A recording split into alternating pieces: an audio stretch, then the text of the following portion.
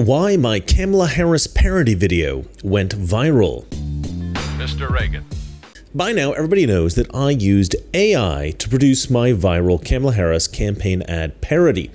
But when my video was first posted, people weren't sure if it was AI or if it was just clever editing. So for the record, yes, it was AI. Now, I don't really understand this AI tech at all, so I'm going to play for you here an expert who can explain it. AI is kind of a fancy thing. It's, first of all, it's 2 letters. It means artificial intelligence.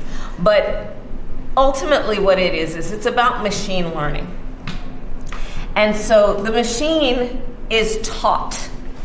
All right, so I'm not familiar with all the technical jargon there that this expert was using, but from what I understand, AI has something to do with machine learning. But yeah, so I used an AI-generated voice to create this viral video that I made, and that's partly why it went viral. Obviously, Elon Musk retweeting the video was critical to it going viral, but I think there's also a third thing about this video that some people probably wouldn't think too much about. A lot of people pointed out in the comments, but I believe that this third reason was also critical to this video going viral. And in fact, I knew this video would go viral. Just after posting it, I texted my friend Jason and I wrote, quote, "If this doesn't go viral, I give up." And the reason I wrote that was because I knew it would go viral. So how did I know?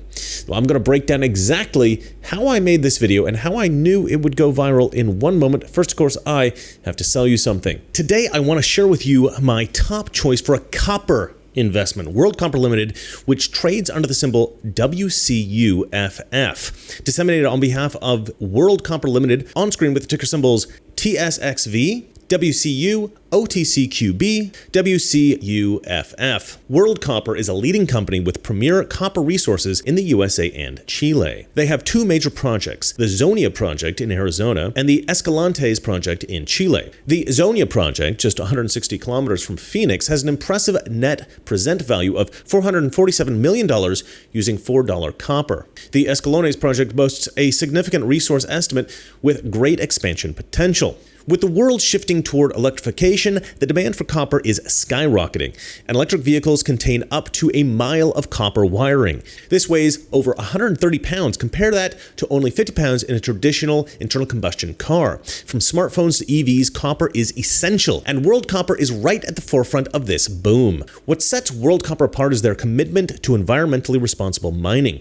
Their projects use the heap leach mining method, which is efficient and consumes far less water than traditional methods, ensuring that we protect our planet for future generations. Insiders at World Copper have been buying stock recently. Over the last quarter, insiders spent a meaningful $1.2 million Canadian on shares with no recorded sales. The chairman of the board, Hendrik van Alphen, recently purchased more at 18 cents Canadian per share, increasing his holding by 40%. The stock is currently trading at around 10 cents Canadian, which means that you will be buying shares at a cheaper price than many insiders and institutions. So as we conclude today's video, I want to share some market trends. Gold, which I'm bullish on, just hit an all-time high, and I honestly believe that we are going to see a lot more demand for precious metals, minerals, and mining stocks in general. So if you're looking for solid investment in the copper industry, World Copper Limited is my top choice. Check them out and see why they are leading the charge in sustainable copper production. As always, I want to remind you to do your own research before making any investment decisions. And to help you with that, I'll be putting the World Copper stock ticker, website, and investor presentation in the description below. So how did I know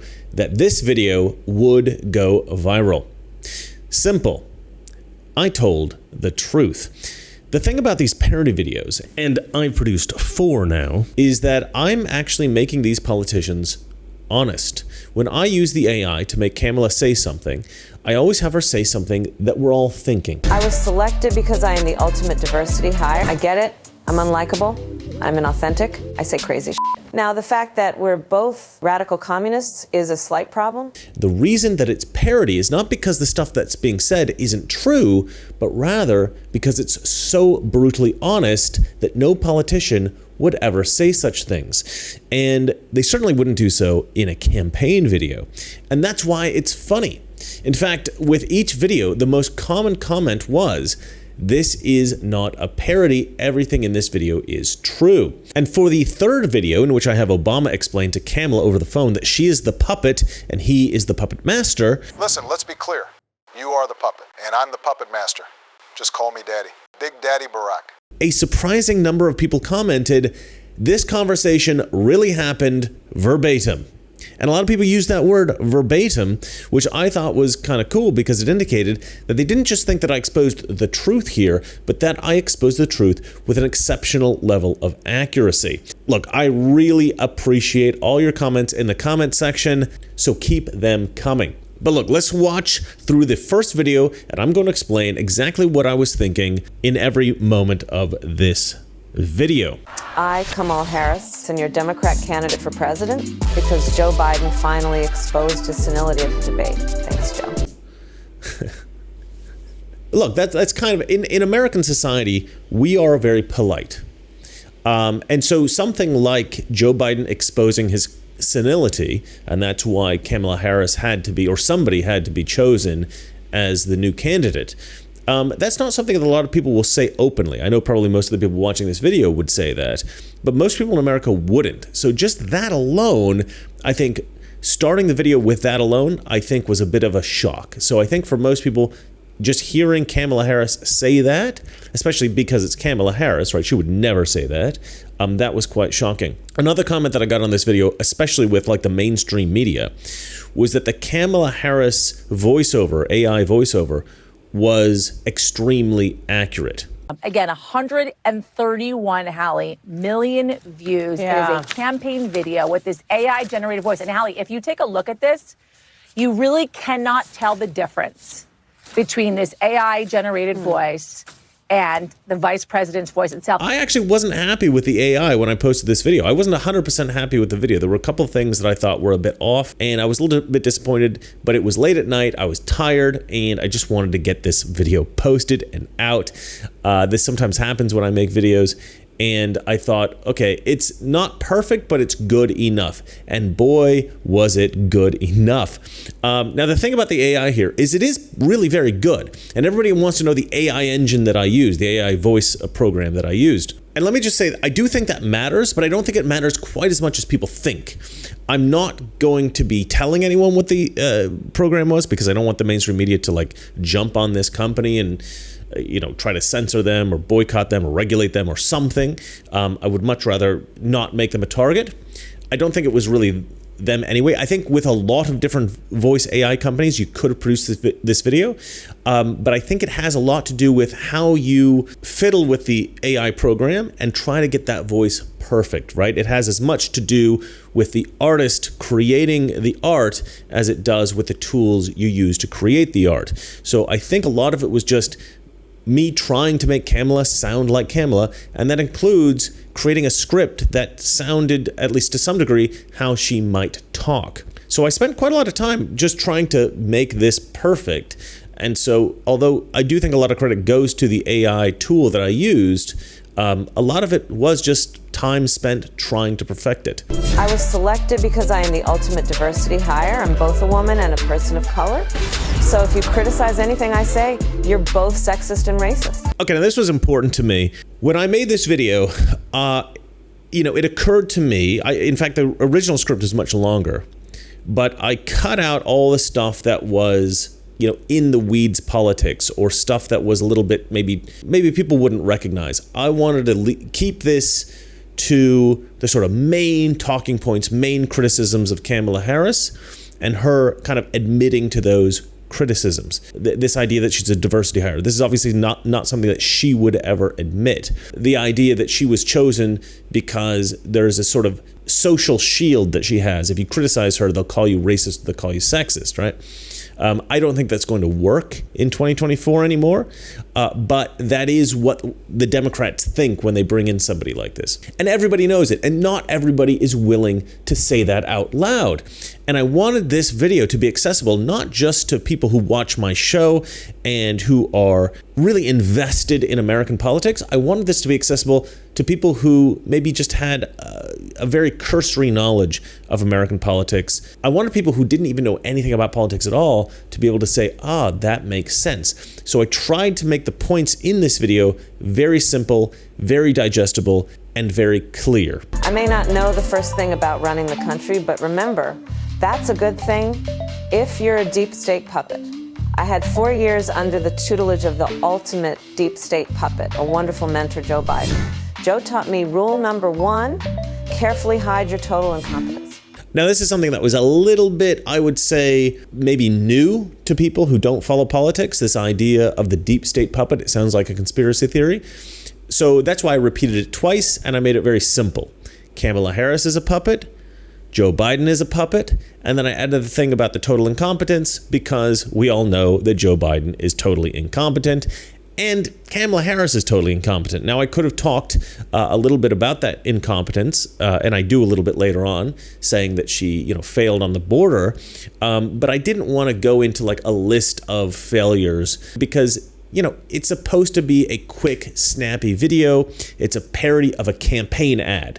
So it just had to be simple, just like a campaign ad tends to be simple. Hit the major points and move on. I take insignificant things and I discuss them as if they're significant. And I believe that exploring the significance of the insignificant is in itself significant. Talking about the significance of the passage of time, right? The significance of the passage of time. So when you think about it, there is great significance to the passage of time, and there is such great significance to the passage of time. So the significance of examining the insignificance of the significance and all that kind of stuff, that was a line that was developed on a phone call with my brother, right? So Kamala Harris is famous for these word salads. Even if you don't follow politics, you've probably seen a clip or two of her, prattling on about something and it not being clear and, saying these sort of convoluted, nonsensical, rhetorical things. So I wanted to include that, obviously. I thought it would be fun to include a couple of clips of Kamala Harris being Kamala Harris. And I love that line, the significance of the insignificant, right? Again, I developed that talking on the phone to my brother. I don't remember exactly who came up with the what, but it was something we developed together. So, John, thanks for that. Another trick is trying to sound black. I pretend to celebrate Kwanzaa, and in my speeches, I always do my best Barack Obama impression. So hear me when I say, I know Donald Trump's type. Now, this is something that not a lot of people were talking about before I made this video and before this video went viral. This idea that Kamala Harris, much like Hillary Clinton and even Barack Obama, puts on a kind of black accent. Now, Barack Obama was raised in Hawaii and in Indonesia, so he never grew up in like a black area speaking with like a black accent. He's not culturally black. Yeah, his father is from Africa, but he's not culturally African American. He didn't grow up in the hood, But sometimes Barack Obama will put on this accent as if he's from the South. And what he's doing there is he's trying to emulate Martin Luther King Jr. You'll notice that in some speeches, Barack Obama, he talks like this. Early on in his career, he was a little bit of a nerd, right? He'd say things and finish up real quick, like this. But then, as it gets on, he starts to talk a little bit more like this. Everything is longer and drawn out. And why does he do that? He does that because he's trying to embody at least the sound of Martin Luther King Jr. And then, so like Hillary Clinton, I think she started kind of copying Barack a little bit. And now a lot of Democrats do this. And Kamala Harris obviously does this as well. And she's got this sort of added benefit of her father being Jamaican. So he's like part white, part black.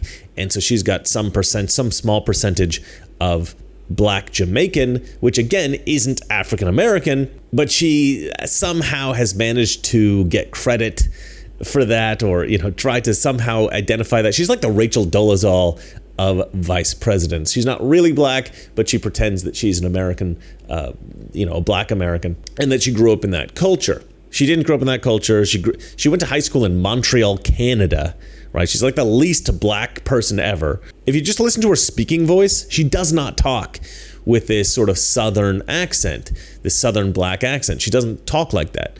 But when she's in front of a black audience, suddenly she talks like that. You know, not the whole speech, but she'll have these little moments. And so I made that clear in this video. And again, I hadn't really heard a lot of people talk about that. Just me. I was the only one that was talking about it.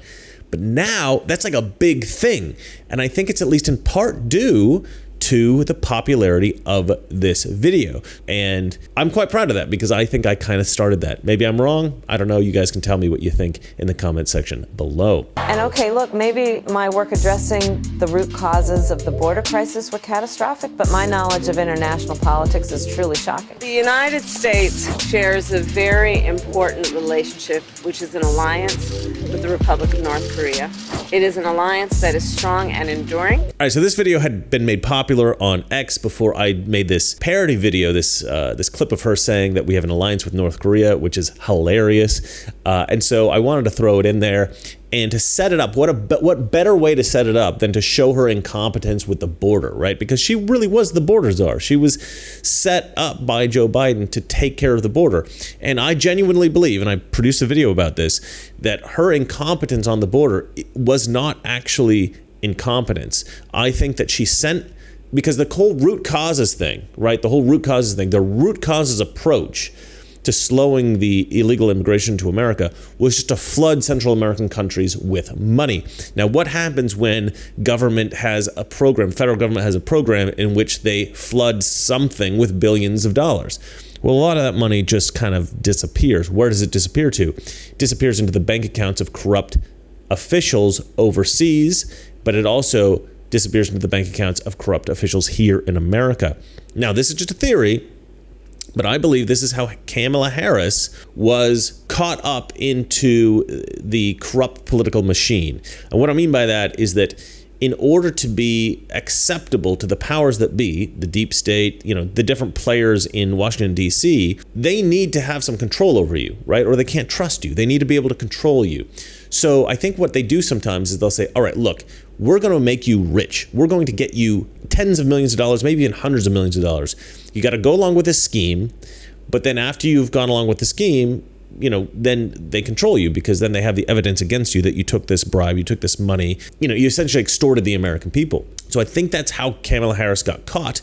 And I think this is why she was able to be elevated to become the presidential candidate this year. I think it has everything to do with her sending tons of money down to Central American countries for the root causes approach to the immigration crisis, her taking some of that money, and her now being controlled by powerful people in Washington, D.C. I think that's why she's the candidate. But anyway, this was just a bit of fun here, this video, and so I wanted to just throw in she was incompetent on the border, and she clearly knows nothing about international politics. Who makes a gaffe like that, where they, instead of saying South Korea, with whom we do have an alliance, instead of saying that, they say North Korea. That was unbelievably stupid. At least Joe Biden can blame it on dementia. You know, Kamala Harris doesn't even have that excuse. She's just an idiot. So I thought that was really funny, so I had to include that, of course. And just remember, when voting this November, it is important to see what can be unburdened by what has been. And by what has been, I mean, Joe Biden. Now, that was just a funny line to me. I just thought it was funny. You know, I wanted to throw in the line, see what can be unburdened by what has been. She says that all the time. I wanted to throw that in there. That was something everybody could recall really easily. Then, of course, the punchline is that what has been was Joe Biden because she's replaced him, right? So it's just a simple joke, but I think very effective. Do you think the country went to shit over the past 4 years? You ain't seen nothing yet. Okay, so a couple things. Admitting that the country's gone to crap over the last 4 years, and if she's elected, it'll go to crap even more. I thought that was a nice way to cap the video. And then her laugh is just so ridiculous. It was a great way to end the video. Now, that laugh, I actually is a composite of two of her laughs. So it's actually her laugh, but I grabbed it from two different sources because it wasn't long enough for what I wanted to do for the video. So I actually composited two instances of her laughing. And then the last bit where you have my logo come up and I go, Gillette, right? That is from my very, very first ever ad parody.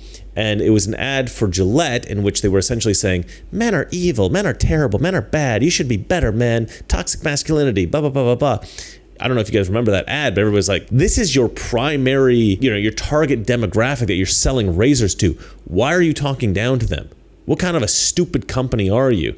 So I did an ad parody for that video that went viral, and that sort of blew up my channel. It was really the first video to blow up this channel. So now every time I do an ad parody, I end it with Gillette.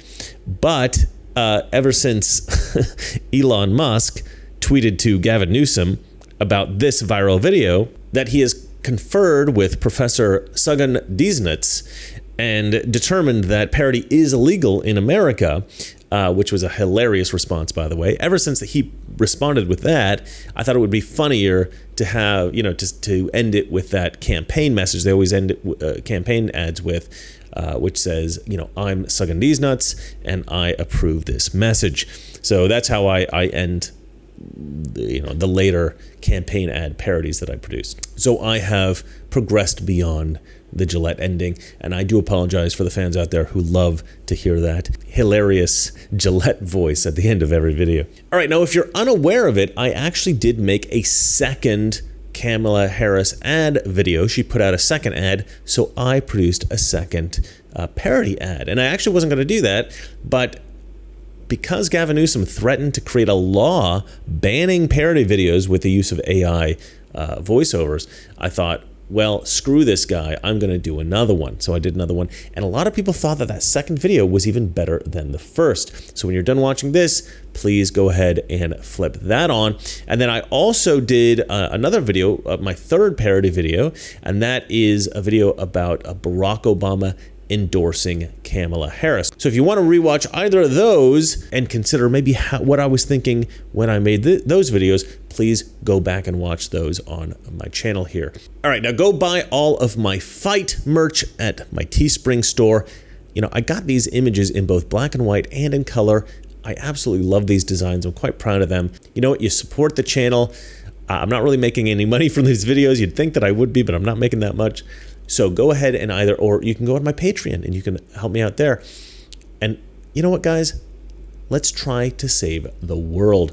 All right, well, that's it for me. And remember, it's not that liberal friends are ignorant. It's just that they know so much. That is not so. Good night. We're at war with the most dangerous enemy that has ever faced mankind in his long climb from the swamp to the stars. And it's been said if we lose that war, and in so doing lose this way of freedom of ours, history will record with the greatest astonishment that those who had the most to lose did the least to prevent its happening. If we lose freedom here, there's no place to escape to. This is the last stand on earth.